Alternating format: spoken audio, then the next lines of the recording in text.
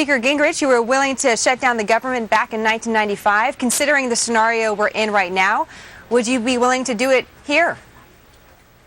Well, let's start with the premise you can't have the president or the liberal Democrats blackmailing the Republicans. It's fairly easy to write a clean continuing resolution to keep the government open till the end of February. Every Republican, I think, would be willing to vote for a clean resolution. Hello, everybody. But I think Republicans absolutely should stop an abomination that has 8,000 earmarks. The whole election centered around politicians with pork taking your money to decide what to do with your money. And the fact is the liberals lost that. In the House, they lost it by the largest margin since 1948. So there's no reason for a lame duck Congress. 12 of the senators have either retired or been defeated, yet they're still voting. In the House, the Democrats have lost control, yet Nancy Pelosi is still in charge. This is fundamentally on the day that we had the Tea Party.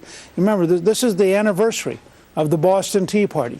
And on a very day where we basically rebelled against Britain because we had taxation without representation, we're being told the defeated representatives are going to rip us off for 8,000 earmarks. I hope every person watching picks up the phone in the next few minutes, calls their U.S. senator, and demands that they stop this earmark bill and pass a clean, simple continuing resolution to keep the government open without earmarks. But let's talk a little bit about the risk that goes along with a temporary shutdown of the government. Taking a look back at seeing what happened back in 1995, would you say it was worth it? It was worth the risk, not only to the country. Absolutely. And why is that?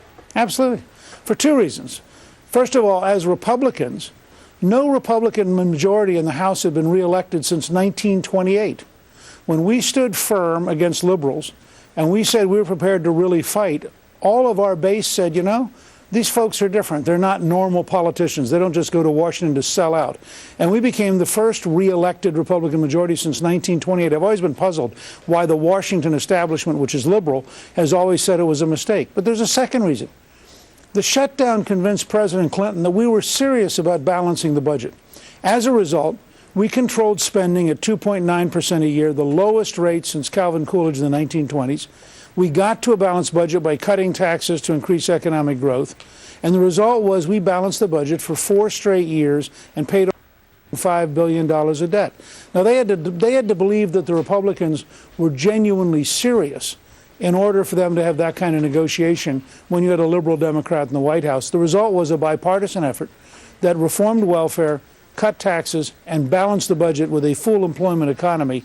That ought to be the goals we set for the next Congress, and have the courage to stand toe-to-toe and say to the president, you're not going to be able to intimidate us and blackmail us on basic principle. We're going to do what's right and rely on the American people to see what's happening. You know, when we have these conversations, we often veer into the political risk because that's what we're seeing, the drama between the different parties as well as with the executive branch as well. But what about the risk to the American people?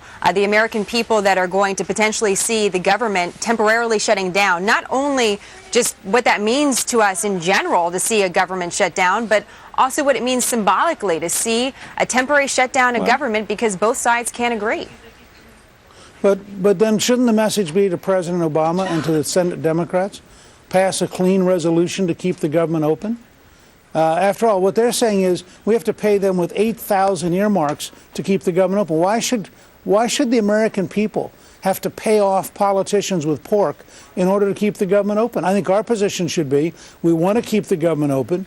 We're going to do everything we can to keep the government open. We simply need the president, who has said he's against earmarks, to actually act the way he's talking. And if the president would weigh in and would agree to get a clean, continuing resolution, then we could keep the government open without having to pay off the politicians. I think the average American is sick and tired of being told that they get blackmailed by their elected officials, and their elected officials tell them, I'm not going to do this unless I get my pork.